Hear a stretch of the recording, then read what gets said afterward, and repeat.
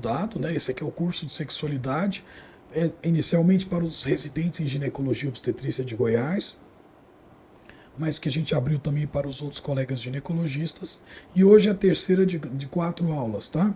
Já também peço desculpas pela minha voz, que desde o começo está estourada, mas eu vou falar devagar, a gente vai conseguir falar tudo que é necessário, tá? A gente já teve a primeira aula falando de conceitos básicos em sexologia, que foi na segunda-feira. Na terça-feira já tivemos a aula sobre diversidade sexual. E hoje nós vamos entrar naquilo que é mais frequente no consultório do ginecologista, que são as disfunções sexuais femininas, abordando um pouquinho do desejo sexual hipoativo, vaginismo e anorgasmia. Lembrando que amanhã a gente vai falar sobre terapia sexual, né? Pois bem, só relembrando o que a gente tem trabalhado esses dias todos, né? O nosso curso foi estruturado em cima do método Plicite, que é uma sistematização de como a gente pode atender uma paciente ou um paciente no consultório com uma queixa sexual, seja a gente um terapeuta sexual ou um profissional da saúde de alguma outra área, tá certo? E por que a proposta desse curso é essa? Justamente porque muita gente que não é sexólogo, eu mesmo quando não era tinha essa dúvida, ficava com medo de abordar a questão sexual porque a gente tinha medo do paciente trazer a queixa, a gente não saber como fazer isso. Então esse método é muito simples, ele sistematiza, só relembrando, o P vem de permissão, né? A gente primeiro traz o paciente para um ambiente que seja privativo, que tenha privacidade, se apresenta, consegue a confiança do paciente à medida do possível, e aí dizemos para esse paciente que ali é o local que é adequado para que ele ou ela possam falar sobre sexo, se houver essa necessidade. Esse primeiro, então, é o P. Depois, vem ao momento em que a gente vai fornecer informações limitadas e sugestões específicas. Por que informações limitadas? Porque precisam ser limitadas àquilo que é respaldado pela literatura científica. Não é a gente dar conselhos ou informações que a gente tirou da nossa vida pessoal. A gente tem que tomar cuidado para não se projetar, não projetar as próprias expectativas sobre a paciente. E as sugestões específicas, da mesma forma, precisam ser com respaldo em literatura científica. E aí muita gente fala, poxa, mas eu não tenho essa informação. Vá até o seu limite. E se não tiver informação mesmo, aí passa para a etapa seguinte, que é, você vai validar o paciente, dizer que está valendo a queixa dela, que foi pertinente ela te trazer, mas que você vai encaminhá-la para alguém que faz terapia sexual, para que a gente possa, então, conduzir esse caso. O médico geralmente tem uma ansiedade de resolver o problema do paciente. E muitas vezes na queixa sexual, essa solução não vem de imediato, ela demora. Mesmo nas mãos de nós que trabalhamos com terapia sexual, muitas vezes a gente não sabe o que o paciente tem, porque é tudo muito amplo, a coisa é muito ampla. Mas a gente pode dizer para o paciente que a gente vai pesquisar e tudo mais, isso vai acontecendo. E dá tempo também para o paciente nos relatar aquilo que está causando angústia nele ou nela, à medida que vai pegando confiança na gente. Vocês, quem já assistiu às outras aulas, está vendo que eu estou trazendo uma série de referências de filmes, tá? Eu já trago aqui de cara uma referência que, na verdade, é melhor ainda para a aula de amanhã, mas é só para dar vontade de assistir. O filme A Aula, né? Isso aqui é um dos filmes que a gente vai colocar como a possibilidade de literatura erótica para as pacientes mulheres. 9 Semanas e Meia de Amor. Os mais jovens que não conhecem o filme fez muito sucesso na década de 80 e 90, né? Muito erótico, com a Kim Basinger, e o ator era o Mickey Rourke, né? E é uma das ideias para a gente falar de sugestões para o catálogo erótico, que é uma das técnicas de terapia sexual. Pois bem, então partir para a aula de hoje. Hoje nós vamos falar então de disfunções sexuais, mas antes da gente chegar lá, vamos nos lembrar como é que é a fisiologia da resposta sexual, porque hoje realmente ela vai ter tudo a ver com as informações que a gente deve passar para o paciente. Lembrando, o objetivo do curso é instrumentalizar vocês com informações para que vocês possam fornecer informações limitadas e sugestões específicas. Ou seja, à medida que a gente vai falando aqui na aula, vamos pensando cada um, essa informação eu posso estar passando para o paciente, essa informação aqui também, esta sugestão, ou seja, vão montando o seu próprio repertório a partir dessas aulas, para que vocês tenham um começo aí de um catálogo, de um repertório de informações que possam fornecer para os seus pacientes, justamente no tempo das informações limitadas e das sugestões específicas do método Plicite. Quando a gente vai pensar em disfunções sexuais, a gente tem que primeiro compreender e pensar como é que é a parte fisiológica, ou seja, como é que funciona em condições normais. A gente já falou disso aqui antes, mas vamos repetir porque é importante agora. Quando nós pensamos em fisiologia da resposta sexual, nós sempre precisamos pensar na dopamina e na adrenalina, principalmente a dopamina. Desejo sexual, excitação sexual são dopamina do ponto de vista neurobiológico. Muita gente fala, mas não é a testosterona? Não, a testosterona tem o efeito de ir até o neurônio dopaminérgico, um receptor para a testosterona, e ela vai então dar o comando para liberar a dopamina. Mas é justamente a dopamina que é o fator que leva ao desejo e excitação. E aí a gente já começa a pensar naquilo que pode modificar essa resposta. Qualquer medicamento, por exemplo, que vá ter influências, direto ou indiretamente, na liberação de dopamina e adrenalina, ela pode sim interferir na fisiologia da resposta sexual. Pois bem, quando acontece uma estimulação para o paciente ter algum grau de desejo sexual, ou mesmo excitação, seja por um pensamento, a constatação, a visualização de alguma cena excitante, né, lembrando de alguma coisa, ou mesmo pela própria estimulação testosterônica, principalmente no 14º dia do ciclo, essa mulher vai então ter a liberação de dopamina, e quando ocorre essa liberação de dopamina, o que vai acontecer também é uma liberação de acetilcolina. E a acetilcolina vai cair na parede dos vasos, vai entrar na corrente sanguínea, e nas células endoteliais ela vai então entrar e dar o comando para liberar o óxido nítrico, que é um potente vasodilatador. Este óxido nítrico, ele vai levar essa vasodilatação, a pele vai ficar mais quente, mais avermelhada, o coração vai bater mais rápido, porque para compensar essa vasodilatação e a queda da pressão, né? E especificamente nos órgãos genitais femininos, nosso objetivo aqui é a parte feminina nesse curso, né? Nos órgãos genitais femininos, primeiro que a vasodilatação na mucosa vaginal vai poder promover algum grau de exudação, de transsudação, na verdade, assim como vai estimular a liberação pelas glândulas responsáveis pela lubrificação vaginal, mas principalmente vai levar essa vasodilatação, vai levar a uma ereção do clitóris. Ele vai ficar mais exposto a possibilidades de ser excitado.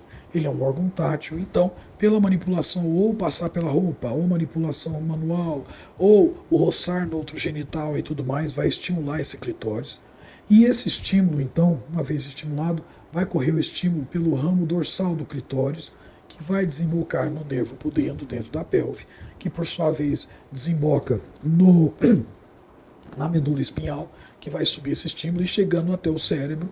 O que vai acontecer é que esse estímulo vai se dividir em duas vias, a via mesolímbica e a via mesocortical. Agora, falando em cérebro, vamos pensar no cérebro como uma grande empresa, tá? Então, o que acontece? Essa grande empresa tem uma diretora executiva, que é a córtex frontal, que manda em todo mundo, tem contato com todo mundo, todos os membros dessa grande empresa. Mas ela não é a dona, tá? Ela, quando recebe o aviso pela via mesocortical de que está tendo atividade sexual, ela manda um comando lá para o hipocampo, principalmente, ou outras estruturas, amígdala, etc., mas principalmente o hipocampo, e pergunta para esse local, me levante aí todas as informações que existem a respeito de atividade sexual.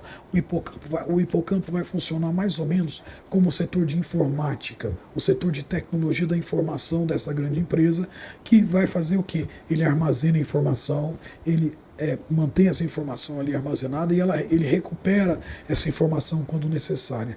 Não só na esfera sexual, mas também em outras esferas. Mas o que a gente está discutindo agora aqui é sexo. Então essa córtex frontal dá esse comando e ele vai levantar ali todos os aprendizados, todas as memórias, todos os valores, as elaborações, enfim, sobre sexo. E se forem positivas, ok, vai haver então a liberação para poder continuar com essa atividade sexual, mas se as experiências forem negativas, aí não. Né? De repente, uma memória ruim, alguma coisa, isso irá bloquear. Pois bem, mas vamos nos lembrar que esse estímulo também corre pela via mesolímbica para chegar no sistema límbico. O sistema límbico, como a gente sabe, é um conjunto de estruturas cerebrais e esses aí, se a gente for, por analogia à empresa, considerar qual é o setor, eles são os acionistas, os donos dessa empresa. É no sistema límbico que estão contidas as emoções e os sentimentos. Emoções o quê? Alegria, tristeza, raiva, asco, enfim, medo e assim por diante, né? E essas aí são as emoções. Os sentimentos seriam emoções com alguma racionalidade. Ah, estou feliz porque eu passei numa prova, estou triste porque estou com saudade de alguém e assim por diante. Pois bem, mas essa mesa de acionistas, esse sistema límbico, convoca ali essa diretora executiva, que é a córtex frontal, e pergunta para essa diretora executiva, e aí, qual é o seu parecer? Levamos adiante essa estimulação sexual ou paramos? E ela vai então trazer o parecer de acordo com as memórias, os aprendizados, etc., lá que estavam no sistema límbico. Um dos membros deste sistema límbico é justamente o hipotálamo, que começou toda essa cadeia, né, de eventos que vão levar aí o que? A um círculo, né, de resposta sexual. Então o que acontece? Sai do hipotálamo, chega até os genitais, principalmente o clitóris, e volta até o cérebro, isso vai rodando, os níveis de dopamina vão aumentando e aumentando, a angústia também, com isso a adrenalina, e uma vez que essa paciente chegar no topo de adrenalina que tiver ali, ela vai então ter o quê? Um orgasmo, uma liberação maciça, o quê? De serotonina, e ela vai ter então essa liberação de adrenalina, da adrenalina também vai ativar aqui, vai estar ativado, né, o sistema nervoso autônomo, a parte simpática, vai ocorrer uma vasoconstricção então, e aí vai terminar isso, aí a atividade sexual. Pois bem, a gente então tem que entender que tudo isso depende muito da parte endocrinológica e da parte também cardiovascular. Portanto, qualquer doença que for de natureza endócrina, cardiovascular, neurológica, psiquiátrica e assim por diante, poderá interferir na resposta sexual, e é isso que a gente vai estar procurando aqui. Sempre manter em mente esta fisiologia, porque é justamente o que vai nos levar ao raciocínio em cima das disfunções sexuais. Pois bem, também do ponto de vista sexual, ainda falando em normalidade, aqui a gente falou de normalidade, vamos também compreender, isso aqui vai ser muito importante, os modelos de resposta sexual que as pessoas têm em geral. Esse modelo foi evoluindo ao longo da história da sexologia. Na década ali do lado esquerdo da tela, vocês vão ver ali o primeiro modelo linear. Tá? Na década de 60, o casal Masters e Johnson foram pesquisadores que observaram mais de 3.000 relações sexuais. Eu não sei que comitê de ética hoje autorizaria um estudo desses, né? Mas eles observaram essa atividade sexual e ali eles chegaram à conclusão de que a atividade sexual, tanto no sexo masculino quanto no sexo feminino, é caracterizada primeiro pelo desejo sexual, ou seja, um despertar por interesse sexual na atividade sexual. Uma vez que esse interesse aparece, então, vai passar então para a etapa da excitação, a fase da excitação sexual, na qual essa pessoa vai se engajar então em atividade sexual, seja pela via da masturbação, seja com alguma parceria, né? E essa excitação vai então aumentar, como a gente viu, a fisiologia da resposta sexual, vai ser crescente a excitação até chegar num platô ou orgasmo. Isso aí foi o que foi descrito por Masters e Johnson. Pois bem, acontece que na década de 70, a Helen Kaplan, que deu, no meu entendimento, uma das maiores contribuições para a sexologia, trouxe a ideia de que tem uma quarta fase, além do desejo, excitação e orgasmo. Essa quarta fase ela chama de fase da resolução, que é justamente depois que teve atividade sexual, desejo, excitação, orgasmo, esse casal vai então ter um momento de relaxamento, de cumplicidade, de sensação de completude, ou seja, é o grande indicador de que esta a atividade sexual foi boa, né? Se tiver a sensação boa, ou mesmo que não está satisfeito. A Helen Kaplan trouxe isso aí, e no meu entendimento talvez seja a parte mais interessante para o sexólogo para ficar de olho, porque se está indo bem a fase da resolução, é porque as outras fases, desejo, excitação e orgasmo, foram bem, né?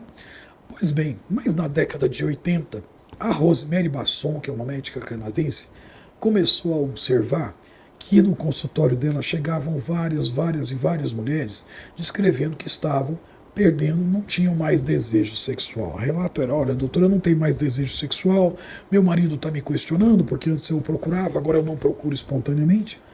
E aí ela perguntava para essas mulheres: mas como é que é a relação sexual? A senhora continua tendo? Continuou. Mas por que a senhora continua tendo se não tem desejo? Ué, porque é bom. A senhora fica excitada? Fico. É boa a relação sexual? É ótima. A senhora tem orgasmo? Sim, tenho. Então ela perguntou: mas como assim? Né? E a fase da resolução também era boa, esse casal estava com bom convívio. Foi aí que ela começou a observar que depois de algum tempo, principalmente as mulheres, mas não só as mulheres, né? Mas o modelo é mais descrito para a mulher mesmo. Ela notou que após algum tempo é natural que essa mulher pare de ter o desejo sexual espontâneo, tá? Ou que ele diminua bastante, certo? Mas mesmo assim, quando ela é estimulada pelo parceiro, quando tem o contato físico com o parceiro, ou seja, vem um estímulo externo, automaticamente isso aí, não automaticamente, mas isso aí pode e geralmente leva ao que é o surgimento do desejo sexual. O marido, o parceiro, chega, fala alguma coisa, faz uma carícia, enfim, essa intimidade que o casal vai estabelecendo começa a acontecer e dali dá então o interesse no engajamento na atividade sexual e desencadeia aí o desejo sexual. Né? Então é por isso que ela descreveu que na mulher pode tanto ocorrer o modelo linear, ou seja, que traz o desejo sexual espontâneo, né? Como também pode acontecer dele ser secundário a um estímulo externo, a excitação. Ela dizendo então que pode acontecer nesses casos da excitação vir antes do desejo, que depois leva a excitação de novo, orgasmo e a fase de resolução, criando aí um modelo circular que é próprio dessa mulher após algum tempo de relacionamento. E isso precisa ser levado em conta na hora de nós avaliarmos as disfunções sexuais, porque isto é fisiológico. Tá? E como homem eu posso dizer que isso também pode acontecer com homens, porém não na mesma extensão, pelo menos as queixas não aparecem assim tão frequentemente quanto com as mulheres, e isso aqui apenas uma orientação pode ajudar. Pois bem, agora falando de disfunções sexuais propriamente dito, o que é o conceito de disfunções sexuais? A disfunção sexual muita gente confunde com desejo sexual hipoativo, ou seja, falta de vontade, falta de desejo sexual, falta de excitação sexual. Mas, na verdade, disfunção sexual é uma coisa muito mais ampla, tá? Ela engloba, sim, a diminuição do desejo sexual, que é o mais frequente, mas ela também engloba a ausência ou o aumento, às vezes, do desejo sexual, ao ponto de levar a pessoa ao descontrole, né? Ou mesmo outras dificuldades do desejo, na excitação, no orgasmo, ou mesmo na satisfação sexual. Eu trago aqui 3 referências de filmes para a gente refletir um pouco, para quem quiser assistir, que nos levam a reflexões sobre as disfunções sexuais. O primeiro deles eu trago ali, é um filme que nem fala tanto de sexo, mas fala de uma grande amizade, um grande encontro ou um desencontro com 2 pessoas que estão simplesmente entediadas no meio de um monte de outras pessoas tendo verdadeiros orgasmos na cidade de Tóquio. E eles estão ali simplesmente se perguntando assim, e daí? O que é isso? Né? E isso aí é uma realidade para muitas pessoas em termos de sexo. Muitas vezes o relacionamento não está interessante, a vida está recrutando para outras coisas, outras atividades, a presença de filhos pequenos ou filhos crescendo, enfim, uma série de coisas tiram aí o interesse dessa pessoa pelo sexo, e nem sempre a parceria também acontece, começa a perguntar o que está acontecendo e tudo, e essa pessoa acaba não levando ali, que é a parte psicogênica mais frequente de acontecer, né? O segundo exemplo que eu trago é um filme que não é sobre mulheres. Agora, esses 2 outros vídeos eu trouxe de propósito esses filmes para refletir, porque muita gente pensa que é só desejo sexual hipoativo, mas não é. Muitas vezes o desejo sexual hiperativo, as hipersexualidades, podem levar os pacientes a muito sofrimento. Lembrando que um dos nossos conceitos básicos, que a gente falou a respeito na primeira aula, é justamente o que a gente trata em sexologia? Aquilo que causa sofrimento. E o excesso de desejo sexual, muito embora muita gente fale, que doença boa de se ter, né? Muito desejo sexual, muita excitação. Pois bem, quem pensa assim não faz ideia das intercorrências que isso pode levar na vida da pessoa, inclusive na vida sexual e amorosa. O primeiro exemplo é o shame, a tradução do inglês para o português é vergonha, né? E conta a história de um homem que tem um desejo sexual hiperativo. No homem a gente vai chamar também de satirismo, né? E aí quem vê vai ver que realmente não é essa coisa tão legal assim, né? E eu trago aqui também, trouxe o fato de ser homens também, porque a gente tem que entender que os homens também têm disfunções sexuais, mas também pelo título do filme, Shame, porque esses pacientes de fato não chegam até os nossos consultórios, ou se chegam, tem vergonha de falar o que está acontecendo, porque muita gente confunde isso aí com falta de vergonha, né? Eu não sou doente, eu não tenho uma doença, eu sou um sem vergonha. É pelos atos que comete, por aquilo que este paciente procura, então ele fica constrangido em levar essa queixa para o consultório. E se homens sentem isso, imagine mulheres. Esse terceiro filme que eu trago ali é o Ninfomaníaca, que conta a história exatamente do desejo sexual hiperativo em mulheres, tá? E no caso, uma mulher. Lembrando, pessoal, eu estou sugerindo uma série de filmes, alguns podem ser assistidos com a família, mas alguns são realmente para serem assistidos por pessoas mais maduras, né? No caso do desejo sexual hiperativo na mulher, não é satirismo como no homem, a gente vai chamar de ninfomania, né? No caso, como sátiros e as ninfas, ali na mitologia, que apareciam nos jardins para terem relações sexuais, né? Pois bem, como é que se trata desejo sexual hiperativo? Primeiro identificando, né? Essa pessoa, no método Plicite, a gente autoriza a pessoa a falar sobre sexo, eventualmente ela pode ter essa liberdade, e geralmente esses quadros de hipersexualidade são associados a quadros de ansiedade. Por quê?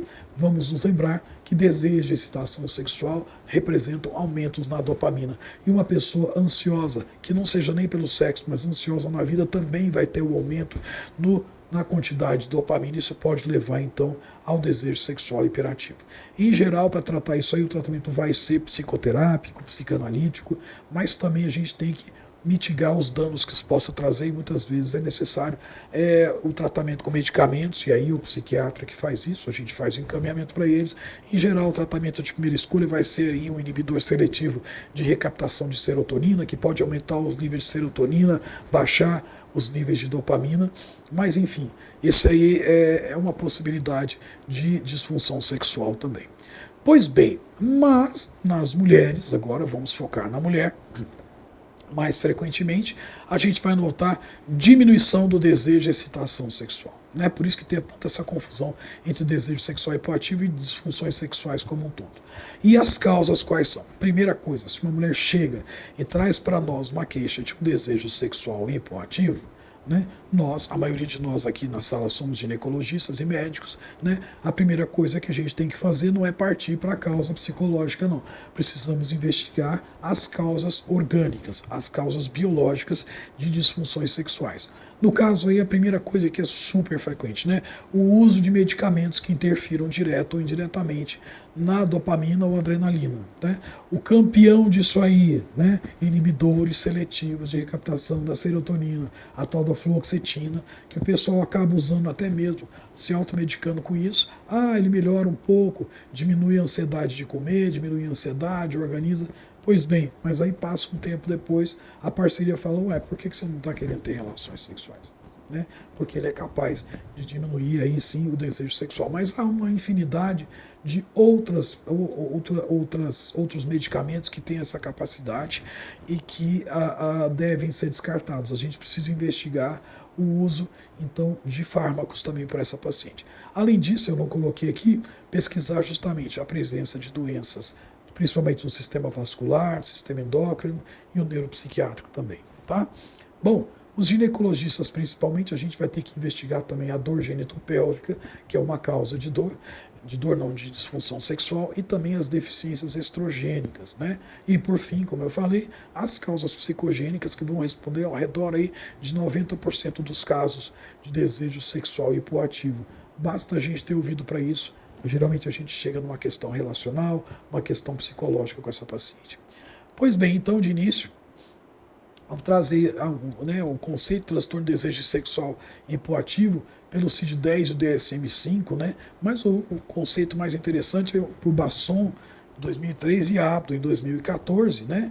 Que é uma ausência ou diminuição do interesse ou desejo sexual, ausência ou diminuição também de pensamentos ou fantasias e falta de desejo sexual responsivo. Vejam a importância de conhecermos aos modelos de resposta sexual. Elas se referem justamente que falta de desejo sexual ou fantasias, a falta de desejo sexual responsivo, ou seja, mesmo sendo estimulada, esta paciente não está apresentando desejo sexual. Ou seja, a gente tem que investigar, porque se mediante a excitação, a estimulação pela parceria e tudo mais, isso tiver, o desejo e excitação estiverem aparecendo, então já está excluído aí o transtorno de desejo sexual hipoativo. Não tem, tá? É nenhum dos dois modelos, nem o linear nem o circular. Escassas ou ausentes motivações, razões, incentivos para tentar se tornar sexualmente excitada. Há momentos em que essa pessoa não vai querer ter relações sexuais. Sei lá, tá às vésperas aí de defesa de tese de doutorado, ou fazendo um trabalho muito intenso, ou enfim, uma série de coisas, a gente vai ver que não é o desejo sexual hipoativo, né? Pois bem, a falta de interesse deve ser mais significativa do que aquela própria da diminuição natural ao ciclo de vida e ou a duração do relacionamento. Ou seja, aqui já está falando, o relacionamento de maior duração pode reduzir sim o desejo sexual, mas ele vai ter o desejo responsivo também, e também a falta de interesse também deve ser mais significativo do que aquilo que é próprio, por exemplo, do climatério e tudo mais. Ou seja, o transtorno de desejo sexual hipoativo não vai englobar aí necessariamente o climatério. Porém, o climatério é uma causa de diminuição do desejo sexual, diminuição da excitação sexual, uma causa de sofrimento e deve ser levado em conta, sim, pelo ginecologista que vai ter que investigar isso aí, tá? Pois bem, então, entrando aí, então nessa esfera a gente descartou, essa paciente chegou com uma queixa de desejo sexual hipoativo, nós já sondamos, descartamos o uso de medicamentos que interfiram na dopamina e serotonina, descartamos patologias vasculares, endocrinológicas, neuropsiquiátricas, e aí então a gente vai entender o que são essas outras causas, principalmente o climatério e a deficiência estrogênica e também a dor pélvica. O climatério, rapidamente, eu sei que a maioria de nós somos ginecologistas, mas há não ginecologistas assistindo a aula também, é o período entre o final da fase reprodutiva e a senilidade.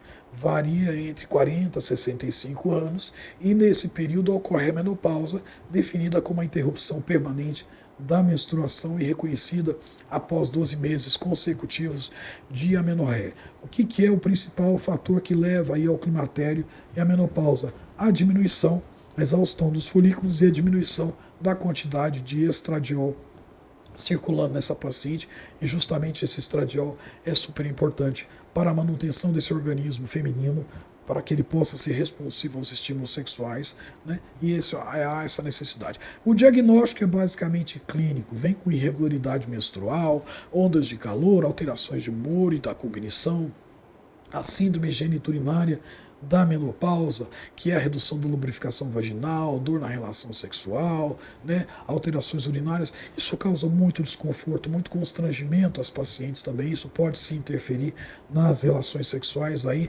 inclusive por causa da dor. É acompanhado também de distúrbios do sono, depressão crônica e dor crônica, palpitações, cefaleias, obstipação, mastalgia, ganho de peso, enfim, uma série de desconfortos para essa mulher e que podem afetá-la tanto na hora da relação sexual, afetar a sua autoestima, a percepção da própria imagem e tudo mais. Isso precisa ser tratado.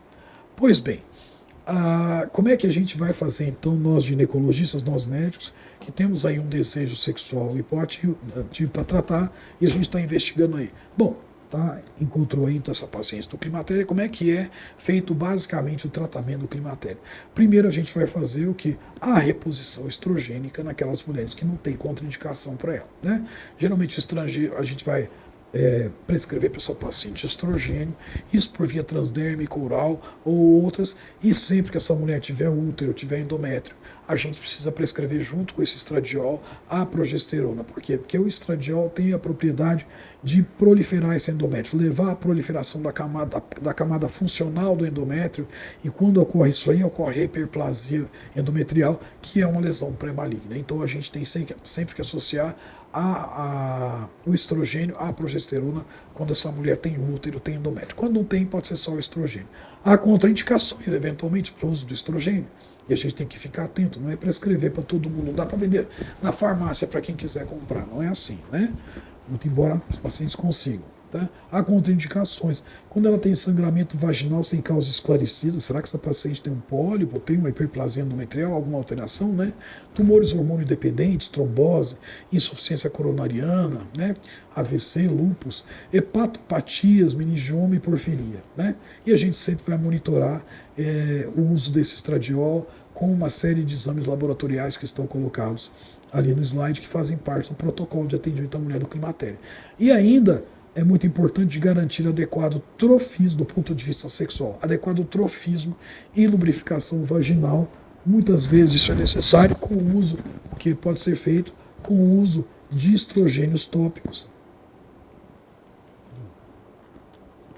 Como está citado ali como exemplo, não é o único, o promestrieno tópico, que é um dos estrogênios possíveis. O uso de lubrificantes vaginais a gente pode sempre estimular, e também o laser vaginal, que hoje em dia está sendo muito mais estudado e que tem apresentado alguns resultados bastante interessantes para aquela mulher, principalmente, que não vai poder fazer a reposição hormonal e tudo mais, ou não está sendo muito responsiva, né?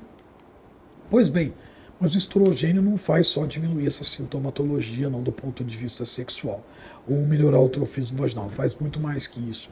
Esse organismo feminino precisa estar preparado para a estimulação sexual. Então, sim, a mucosa vaginal tem que estar pronta, né? A parte hormonal e tudo mais. Mas hoje já se sabe que o estrogênio tem a propriedade de manter a vitalidade de neurônios também dopaminérgicos. Lembrando que a dopamina tem que ser liberada para haver excitação sexual, né? Ainda em 2000, Savada e Shimohama mostraram a inibição do efeito neurotóxico do glutamato, a entrada do cálcio nos neurônios mediado pelo aspartame, né? Então, o que acontece? A estrogenação também tem uma ação antioxidante em conjunto com a glutationa, suprimindo a ação do glutamato e de peróxido de hidrogênio. Enfim, uma série de reações bioquímicas que o estrogênio vai inibir, protegendo aí o que? Esses neurônios dopaminérgicos. E o mais simples, reduz também a apoptose celular, ou seja, mantém esse cérebro, mantém esses neurônios dopaminérgicos presentes e saudáveis para receberem ali a estimulação testosterônica, quando é o caso ou não, e para poderem liberar aí a dopamina para essa mulher então ter o interesse sexual. Portanto, a estrogenização desde que não haja contraindicações para ela, é muito positiva do ponto de vista sexual na mulher no climatério. Pois bem, ainda aí vem um assunto bastante discutido hoje em dia, polêmico, mas já alguns posicionamentos bastante robustos a respeito, que é o uso da própria testosterona, a prescrição da própria testosterona para a mulher, uma vez que ela pode sim levar à excitação. Vou repetir de novo, a testosterona pode chegar até um neurônio dopaminérgico. Se este neurônio tiver o receptor trófico direitinho, a testosterona vai ligar e vai dar o comando para a liberação da dopamina, né? Então, realmente, a testosterona pode ajudar em alguns casos de desejo sexual hipoativo, mas nós precisamos lembrar que há alguns efeitos colaterais que podem levar ao uso da testosterona, podem apresentar, né? Pode apresentar o engrossamento da voz, acne, a hipertrofia do clitóris, ansiedade, e aí eu, como terapeuta sexual que acolho muitas dessas mulheres, posso trazer uma coisa que não está descrita em literatura, mas eu insisto. Pode levar também a uma certa dependência psicológica. Dependência psicológica por quê? Porque essa paciente vai aprender que usando a testosterona vai ficar mais excitada, então ela acha que só com essa testosterona ela consegue fazer isso. E aí, para convencer essa mulher que ela tem uma questão mental para resolver, que muitas vezes é alguma coisa muito dolorosa, muito difícil de ser tratada, ela prefere ficar usando a testosterona porque, enfim, eu fico excitada, eu fico livre lá da demanda do meu marido e está tudo bem, está tudo resolvido. Portanto, a gente não pode sair prescrevendo testosterona de qualquer forma, porque ela tem os efeitos colaterais, inclusive isso aí também. E qual é então a indicação de uso de testosterona especificamente para o desejo sexual hipoativo? É nas mulheres na pós-menopausa, ou seja, quando já caíram os níveis de estradiol, né? Já estrogenizadas, eu não coloquei ali, mas é muito importante isso aí, ela tem que estar adequadamente estrogenizada justamente para responder essa testosterona. Então, ou na pós-menopausa, ou quando ela foi alforectomizada por alguma razão mais da juventude, mas eu coloquei ali até mesmo sublinhado, tá? Descartadas causas psicossociais. Agora, nós estamos numa época em que a consulta é curta, o tempo é rápido, e esse descartar a causa psicossocial não é virar, tá tudo bem com a senhora? Tá tudo bem? Então tá, não tem problema. Tá. Não, não é isso. Gente, a gente que faz terapia sexual, psicanálise, a gente nota que essas causas vão surgindo depois de muitas consultas, muitas sessões, que essa paciente finalmente começa a ter uma certa... essa paciente começa a ter alguma certa confiança na gente vai aparecer. Não é em uma única consulta que a gente vai descartar as causas psicossociais.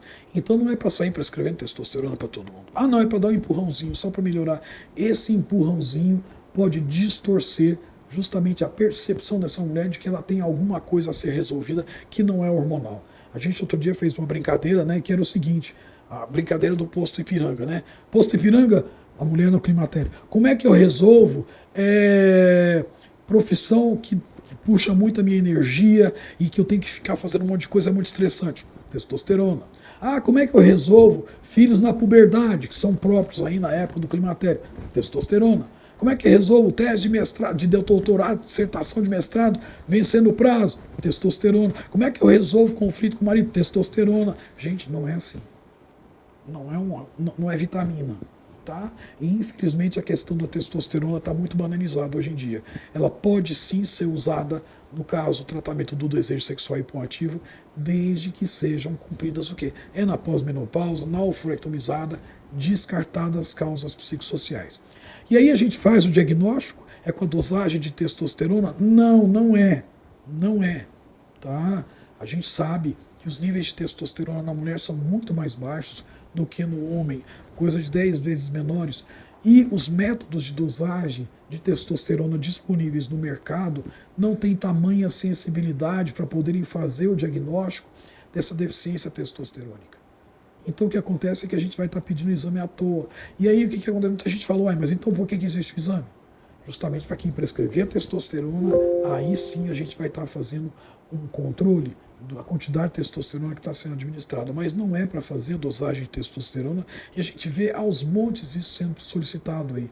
E aí o que acontece? Essa testosterona vem alterada, a gente sabe que os níveis, inclusive, de testosterona na mulher oscilam muito ao longo do mês, então é impossível a gente dizer como é que está essa testosterona naquele momento. É igual quando a gente tem a conta bancária da gente, ao invés da gente monitorar pelo saldo médio, a gente vai pelo saldo diário. Não dá para saber como é que está essa conta o tempo todo. Mesma coisa a testosterona, uma única dosagem não vai nos dar o diagnóstico. Por favor, não peçam testosterona para diagnóstico de deficiência testosterônica como causa de desejo sexual hipoativo em mulheres. Isso para homens tudo bem, mas para mulheres não funciona. O diagnóstico é clínico e obedecendo os critérios que a gente colocou ali. O uso, a garantia adequada, estrogenização antes, sem dúvida, e o uso ainda é off-label. A gente não tem apresentações no mercado especificamente para a mulher. Tá? A gente mandou manipular a fórmula, testosterona base 5 mg por 1 grama de gel base por dia, e a gente estimula que ela faça esse uso, geralmente na face interna da coxa, quando ela vai usar isso aí. Tá? É importante monitorar com os mesmos exames que estão sendo usados para monitorar a estrogenização e usar também a dosagem aí sim da testosterona total para a monitorização da reposição, mas não para diagnóstico, tá? Vamos passar para frente um pouquinho mais. Além da deficiência estrogênica, cabe ao ginecologista também descartar o que? O desejo e a excitação diminuídos por causa de dor pélvica. Vamos só lembrar aqui, os ginecologistas a gente lembra, mas para os demais colegas, tá? A dor pélvica pode ser aguda ou crônica, sendo que a crônica ela pode ser cíclica e não cíclica, né? Quando ela é não cíclica, geralmente é o que vai causar o desejo, a diminuição do desejo sexual, e aí a principal causa que a gente lembra é a endometriose, mas também a gente tem que descartar causas digestivas, urológicas, neurológicas, músculo-esqueléticas e principalmente causas psicossociais. Isso por quê? Em pelo menos metade dos casos de mulheres que têm dor pélvica crônica, não cíclica, a causa não vai ser descoberta. E não vai ser descoberta porque se procura e não acha. E aí a gente vê que tem algumas correlações com depressão, ansiedade, transtorno misto, né, dos dois, violência sexual, violência física ou fatores educacionais, tá? Ou seja, ela é multifatorial. E aí vem a pergunta, o que vem primeiro, a dor pélvica ou... Desculpe, tá? Vem primeiro a dor pélvica ou a disfunção sexual? Porque justamente a diminuição do desejo sexual pode justamente ser alguma coisa que está concomitante a essas causas de dor pélvica. E aí nos traz aí uma questão que tem alguma relação com isso, que é justamente o vaginismo que a gente vai falar ali. Mas por que essa dor crônica, geralmente não cíclica, pode levar aí a um desejo sexual hipoativo? Pois bem, vamos pegar ali então na questão da psicologia comportamental, né? O que é o condicionamento? Eu coloquei ali aquele ratinho, né? A gente sabe nesses experimentos que adestram, né, o ratinho para poder passar ali nesse caminhozinho, né? No labirinto, né? Ele vai aprendendo o caminho até chegar no ponto em que ele tem ali uma recompensa por chegar ao caminho correto. Ali no caso eu coloquei o queijo, né? Pois bem, é uma forma de condicionamento desse ratinho. Ele vai aprendendo então que se ele cumprir essa etapa direitinho, ele então vai ganhar lá o pedacinho de queijo que vai funcionar. Isso aí é um exemplo de reforço positivo, ou seja, quando há a introdução de um elemento no contexto, tá? Que vai, no caso, modificar esse comportamento ou promover esse comportamento dele, tá? O reforço negativo seria a suspensão desse elemento no contexto. Pois bem, estamos falando de ratos, né? Não estamos falando de ratos e mulheres, são diferentes, por favor, né? Mas o mecanismo do condicionamento, tal como os estudos de Pavlov mostraram, é mais ou menos igual. A gente também é capaz de ser condicionado. Nós temos também comportamentos que são condicionados e que podem ser modificados, né, por reforço positivo ou reforço negativo. Pois bem, a dor pélvica crônica, como a gente estava falando ali, pode sim funcionar como um reforço positivo, ou seja, a introdução de um elemento no contexto, ou seja, a relação sexual vem acompanhada de dor, seja por uma endometriose ou uma outra causa, e isso vai então mostrando para essa mulher que se ela tiver a relação sexual, ela vai sentir dor. Então, naturalmente, ela vai sendo condicionada a não querer mais ter relações sexuais. E o que vai acontecer então? Ela vai inconscientemente diminuir o desejo sexual, diminuir a capacidade de excitação, até o ponto que ela entra em esquiva. Ela não quer mais nem chegar, que o marido chegue perto, o companheiro, porque ela não quer mais atividade sexual. Por quê? Porque ela está com dor. E essa dor serve aí como reforço positivo. Reforço positivo é quando a gente introduz. Então está sendo introduzido aí um elemento que é a dor e que está promovendo então uma alteração, condicionando a um comportamento que é negativo, ou seja, dela fugir dessa dor. Então a gente tem que primeiro fazer esse diagnóstico do que está acontecendo, né? Que a gente tratar essa causa de dor. Então o ginecologista basicamente vai tratar, lógico que é médico, vai rastrear medicamento, vai rastrear outras doenças, vai rastrear deficiência estrogênica e vai rastrear também causas de dor. Pois bem, uma das causas de dor também, e agora é diferente da dor pélvica, é uma situação que aparece muito no consultório, tá? Que é justamente o vaginismo. Que de alguma forma, essas novas classificações que colocam o vaginismo dentro do capítulo de dor pélvica, junto com dor pélvica, né? Da dor genitopélvica que é colocado, faz alguma confusão. Pois bem, vamos falar um pouquinho desse vaginismo, né? O que é o vaginismo? é uma contração involuntária, eu coloquei ali em negrito de propósito, não é frescura, essa mulher não está nervosa demais nem nada, é uma contração involuntária da musculatura do assoalho pélvico e da musculatura ao redor da vagina no momento da penetração vaginal, e esta contração involuntária é de origem psicogênica, ou seja, não há uma causa biológica, já estão descartadas as causas biológicas, ela é psicogênica. E o principal componente é justamente o que? O medo. Ela chega com uma queixa de dor, mas a gente tem que fazer uma leitura do vaginismo na hora de tratar, que o problema dela não é a dor, o problema dela é o medo. E se focarmos no tratamento só da dor, há grandes chances desse tratamento não ter sucesso, tá certo? Logo, vaginismo é dor. E esse engano frequente acontece muito, muita gente quer focar o tratamento na dor e não no medo. A gente tem que focar no medo, tá? Porque os mecanismos basicamente são o quê? Ela tem uma contratura dessa musculatura como um sinal corporal, né? Por analogia ao que acontece do ponto de vista psicodinâmico, ela vai manifestar isso no corpo, lembrando que o corpo é uma via de mão dupla, corpo e mente são uma via de mão dupla. A contratura da musculatura representa uma defesa dessa mulher. Defesa contra o quê? Contra o medo. Contra o medo. Medo de quê? E são medos fantasiosos ou não. Fantasias são muito frequentes, a gente vê essa mulher trazer relatos durante a terapia, né? Relatos de fantasias, pensamentos negativos com relação ao sexo, fantasias de penetração, de estar sendo cortada ou machucada, de estar sendo violentada, de ter sofrido violência. Mas aí que está, a violência pode ter acontecido na vida real, né? Seja violência sexual ou violência física, ou pode não ser apenas uma fantasia relacionada a essa violência. E é esse o problema dessa mulher. Pois bem, quem vai tratar logo a dor ao invés de tratar o medo, esse medo, está se esquecendo que esse medo não veio do nada. Ou ele veio de uma situação real, tá? Que é uma questão de violência, uma questão de, enfim, situações de vida que a assustaram, que fizeram com que ela tivesse, então, a percepção de que ela deve ter medo da relação sexual, ou mesmo de fantasias, tá? E quem não tratar essas fantasias, essa parte mais aprofundada, vai simplesmente perder o fio da meada, tá? E aí a gente vai notar que mais profundamente isso está muito envolvido muitas vezes com uma noção dessa mulher de que ela não tem protagonismo sobre o próprio corpo. É muito frequente a gente notar, essa mulher geralmente, é muito engraçado isso, a gente nota algumas pacientes são extremamente rigorosas, são muito disciplinadas, às vezes de um bom nível cultural, mas na hora que a gente vai levar mais para a profundeza dos pensamentos dela, ela traz aí um conteúdo muitas vezes de educação repressora, um conteúdo aí de valores morais muito aguçados e que leva essa mulher realmente a pensar que, muito embora ela superficialmente mostre uma conduta muito protagonista, ela tem aí questões muito relacionadas ao machismo, à subjugação da mulher, enfim, é uma falta de protagonismo e a gente precisa tratar isso, não é ficar tratando a dor, tá? E como é que é feito esse tratamento? Primeiro a gente vai fazer a psicoeducação, tá?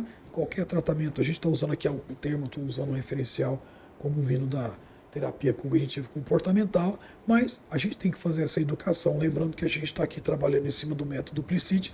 Olha aqui, a psicoeducação são informações limitadas que a gente pode trazer para a paciente. E olha que simples que é. A primeira coisa no tratamento do vaginismo é educá-la, fornecer a ela informações limitadas, ou a psicoeducação, sobre a anatomia e mecanismo de condicionamento. Ela às vezes não conhece a própria anatomia. Essa mulher até sabe que tem uma vagina, mas a hora que ela vê a figura e compreende que a vagina é realmente uma cavidade capaz de alojar um pênis, que ela não vai estar sendo cortada e machucada, isso já é um bom caminho andado. Então a orientação sobre a anatomia, a fisiologia e também sobre esse mecanismo do condicionamento, para ela entender que, muito embora não haja uma causa orgânica, essas fantasias que ela tem também, que vão ter que ser descobertas, podem funcionar também como um gatilho, como um reforço para fazer eclodir o medo e a dor e o medo dessa dor. Tá? Essa abordagem psicoterápica ou psicanalítica do medo, tá, é o que eu falei antes. A gente vai ter que abordar uma série de coisas que ela vai trazer. Temos que ter uma escuta qualificada para identificarmos aí os pensamentos negativos com relação ao sexo, fantasia de estar sendo machucada e tudo mais. E lembrando, isso não é em uma consulta que a gente vai resolver. Isso aí são sessões e várias sessões. Tá? Isso demora mesmo, tem que ser no tempo da paciente. Tá? Pois bem, mas a gente para aí só nessas orientações e na abordagem psicoterápica?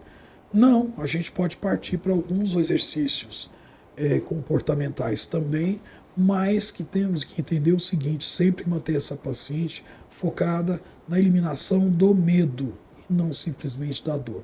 Um dos exercícios propostos por Maldonado e Sardinha, né? A Mariana Maldonado é uma ginecologista carioca que está fazendo um trabalho muito interessante com isso, é justamente a orientação da introdução dos próprios dedos da paciente. A gente vai orientá-la como é que ela pode fazer progressivamente. Isso concomitante à terapia com foco no medo.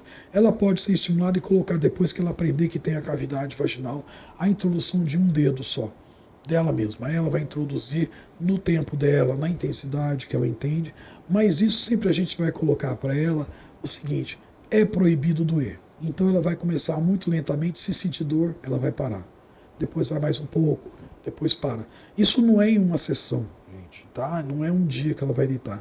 Isso são exercícios para vários dias, semanas às vezes, para ela ir progressivamente conseguindo introduzir o dedo na vagina e reconhecer que pode não doer, é proibido doer. E a gente sempre traz para ela duas frases, né? Eu pelo menos trago para os pacientes, tá? Que enquanto ela estiver fazendo esse exercício, ela tem que falar, verbalizar, para ouvir mesmo. Ela tem que estar na privacidade do quarto dela, de onde ela estiver, e ela vai trazer a seguinte frase: é proibido doer, para manter o foco e não deixar doer, tá? E a segunda frase é: meu corpo, minhas regras. Tá? Lembrando que esse exercício é individual, sem a parceria. Bom, ela vai tentar introduzir um dedo bem devagar, ao longo do tempo. Pode, eventualmente, a paciente que é mais rigorosa, a gente pode colocar para ela, faça uma escala, tipo a escala de Likert, por exemplo, né? De Likert, que coloca ali a gradação em números, tá?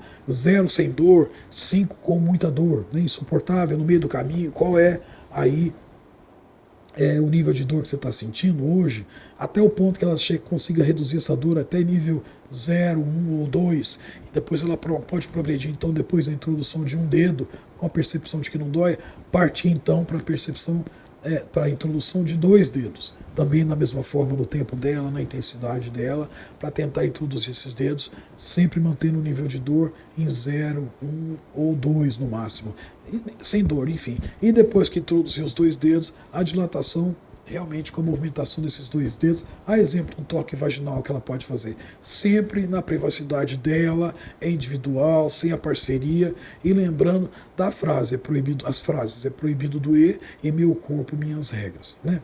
Pode ser usado vibrador para ajudar, se o paciente quiser, tiver receptividade a isso, claro que pode. Inclusive, se for usado vibrador, isso pode servir como um estímulo sexual que possa até trazer uma percepção menor dessa dor.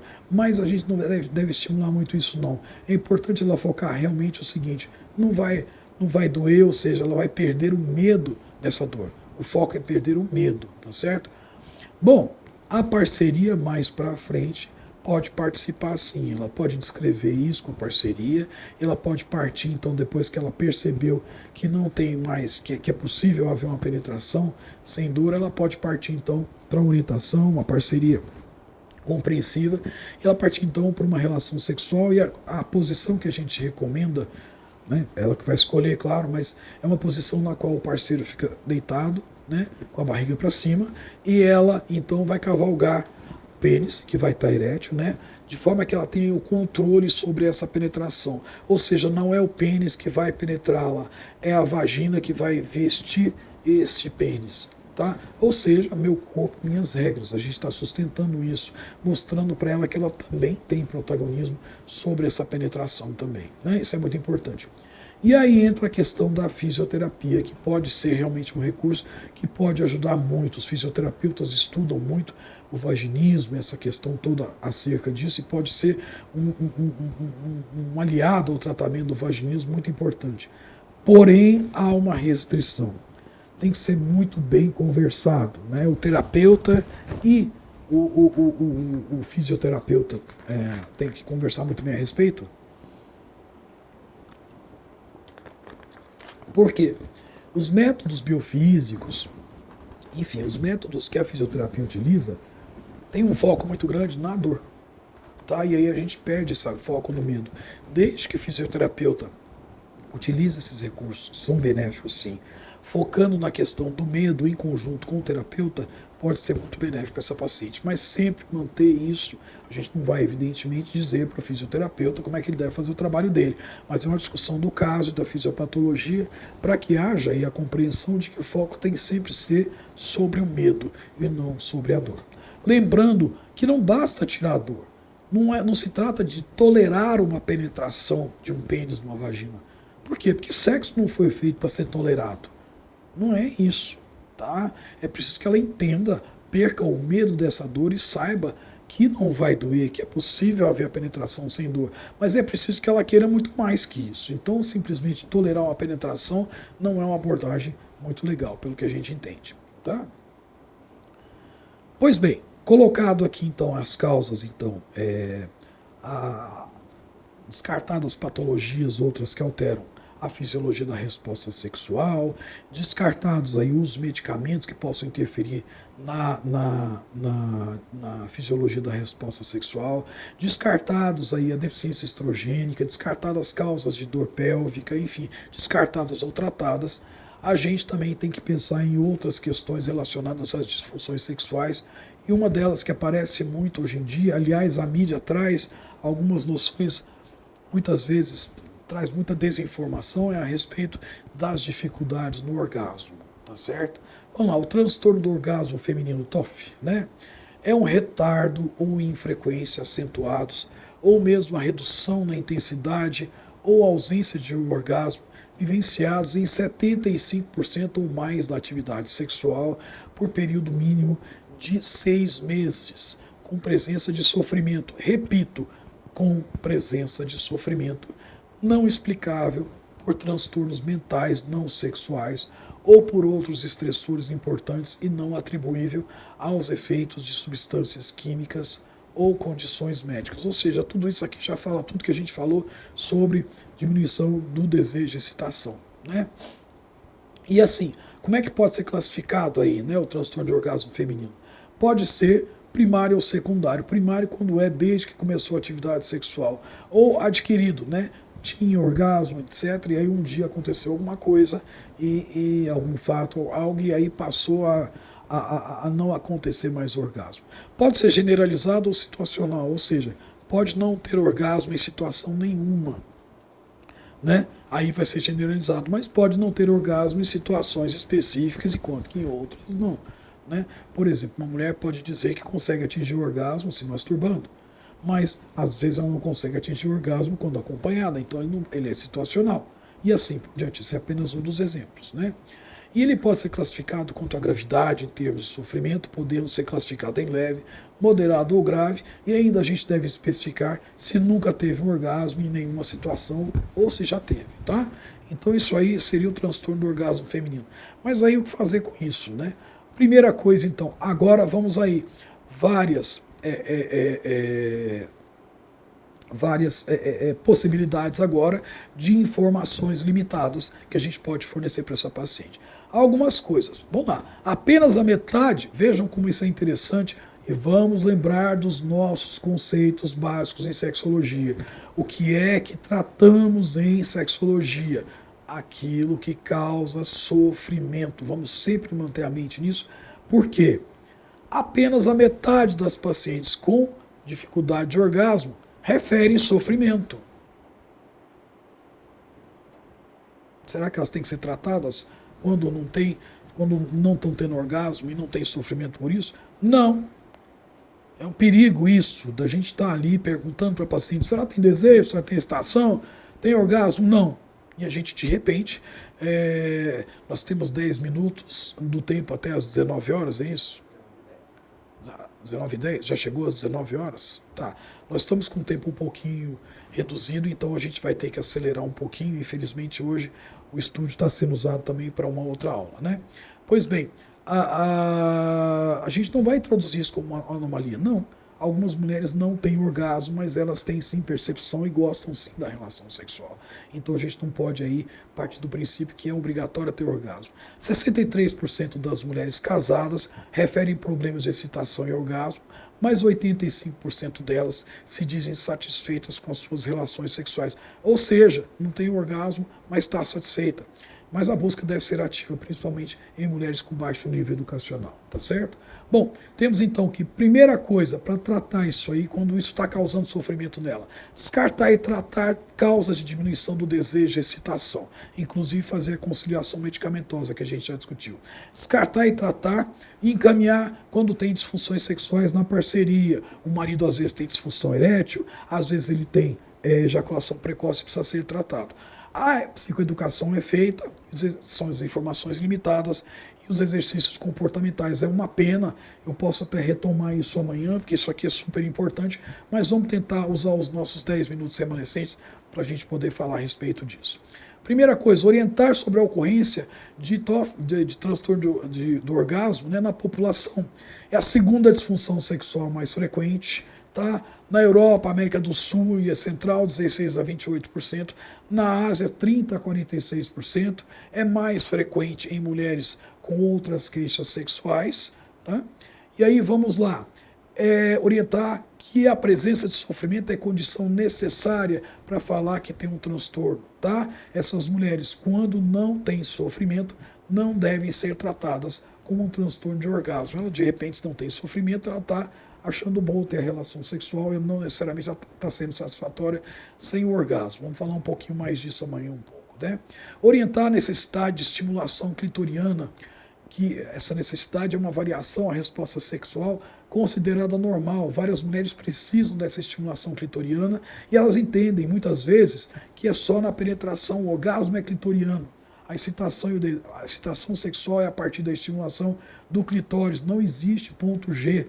Às vezes a gente pega inclusive homens com ejaculação precoce, ansiosos, porque suas parceiras estão demandando que eles as levem ao orgasmo com uma penetração vaginal, quando na verdade é necessária a estimulação do clitóris. Tá?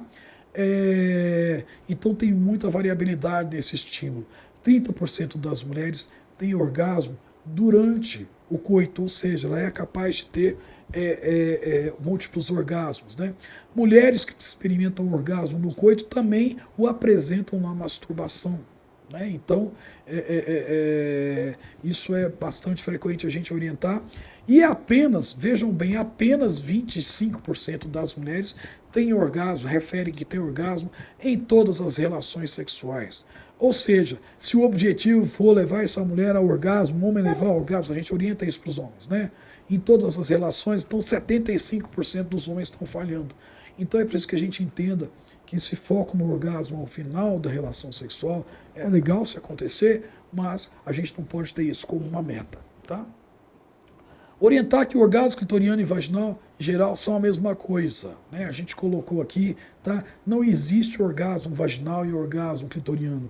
O órgão excitatório da mulher é o clitóris, ponto. Ficar procurando um ponto interno na vagina para poder levar essa estimulação sexual não procede. Tem gente fazendo preenchimento para identificar o ponto G com ácido hialurônico, etc. Isso não é uma boa prática, isso leva o paciente a questões fantasiosas. A possibilidade, sim, já foi constatada em mulheres que tiveram secção da medula espinhal, de haver uma estimulação no colo do útero, mas aí são situações muito específicas e que não se aplicam aí, em geral, às relações sexuais. Tá? E aí a gente vai entrar em questões de técnicas comportamentais, que seriam aí as sugestões específicas. Como estamos com um tempo muito reduzido, eu vou mudar um pouquinho o planejamento da nossa aula de hoje, porque pediram para a gente mudar o horário dessa aula, que tem outra, e eu não vou entrar então nas sugestões específicas e técnicas comportamentais hoje não. O que eu vou fazer? Eu vou retomar essa questão aqui dessas orientações sobre o orgasmo na aula de amanhã, que a gente vai falar sobre terapia sexual, porque aí vai ser uma oportunidade de termos um tempo a mais para falar sobre tudo isso aí de uma forma mais tranquila e, de certa forma, tem muito a ver também com técnicas de terapia sexual. Então nós vamos encerrar hoje, infelizmente o tempo está restrito, né? Nós tivemos só das 6 até das 6 até as 7 horas para podermos fazer essa discussão, mas amanhã a gente vai ter um tempo a mais para a gente discutir. Eu vou inclusive conversar com o pessoal da possibilidade de dar um tempo a mais para a gente poder fazer perguntas e respostas. Tá certo?